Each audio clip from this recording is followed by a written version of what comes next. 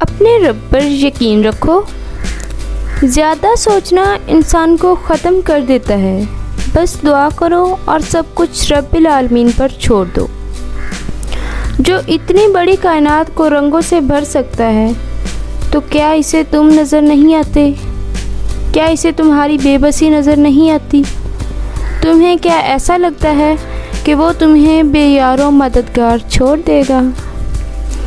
کیا وہ تمہاری زندگی ایسے ہی بے رنگ رہنے دے گا؟ بس اپنے رب العالمین پر یقین رکھو، بلکہ یقین کامل رکھو۔ انشاءاللہ وہ تمہاری زندگی بھی تمہارے پسندیدہ رنگوں سے بھر دے گا۔ وہ تمہاری ہر دعا پر کن فرما دے گا انشاءاللہ۔ زندگی میں آنے والے لوگ محض اتفاق نہیں ہوتے، وہ تقدیر کی چال ہوتے ہیں۔ کوئی ہمیں گرا کر سکھاتا ہے اور کوئی تھام کر جینا سکھاتا ہے۔ کچھ لوگ درد کی صورت آتے ہیں تاکہ ہم صبر سیکھیں، اور کچھ رحمت بن کر اترتے ہیں تاکہ ہم شکر کرنا نہ بھولیں۔ ہر شخص جو ہمارے راستے سے گزرتا ہے اپنے ساتھ یا تو ایک زخم لاتا ہے یا ایک دعا۔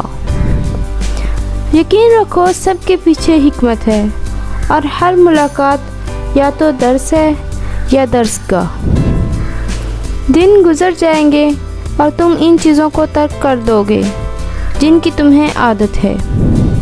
پسندیدہ انسان کو چھوڑ دو گے، اپنے خوابوں سے دستبردار ہو جاؤ گے، اور بالآخر تمہارا حقیقت قبول کرنے کا پہلا سفر ہوگا۔ کیا خوبصورت اور فکر انگیز جملے ہیں۔ سب سے بڑا مسئلہ یعنی تمام مسئلوں کا باپ اس وقت تک جنم لیتا ہے جب آدم علیہ السلام پہلی بار بھوک محسوس کی تھی۔ بھوک وہ بوجھ ہے جو انسان کی پشت توڑ دیتا ہے۔ یہ اتنی وزنی ہوتی ہے کہ اس کے نیچے علم، حکمت، عقل، فکر، دانائی اور دانش سب دب کر دم توڑ دیتے ہیں۔ بھوکے انسان کے سامنے نہ فلسفہ رہتا ہے، نہ منطق، نہ اخلاق باقی رہتا ہے، اور نہ تہذیب۔ دنیا کی ہر شے سے انسان کا دل بھر جاتا ہے۔ محبت بھی ایک وقت کے بعد بوجھ بن جاتی ہے۔ رشتوں کی مٹھاس بھی کبھی کڑوی لگنے لگتی ہے، لیکن روٹی کی خوشبو وہ نعمت ہے جس سے انسان کبھی بیزار نہیں ہوتا۔ یہ خوشبو بھوک کی شدت کو کم نہیں کرتی بلکہ بڑھا دیتی ہے۔ اسی لیے کہا جاتا ہے کہ روٹی محض خوراک نہیں، یہ زندگی کی بنیاد ہے۔ جب تک پیٹ خالی ہے دل کو سکون نصیب نہیں ہوتا، اور جب پیٹ بھر جائے تو عقل و دانش پھر سے جنم لیتی ہے۔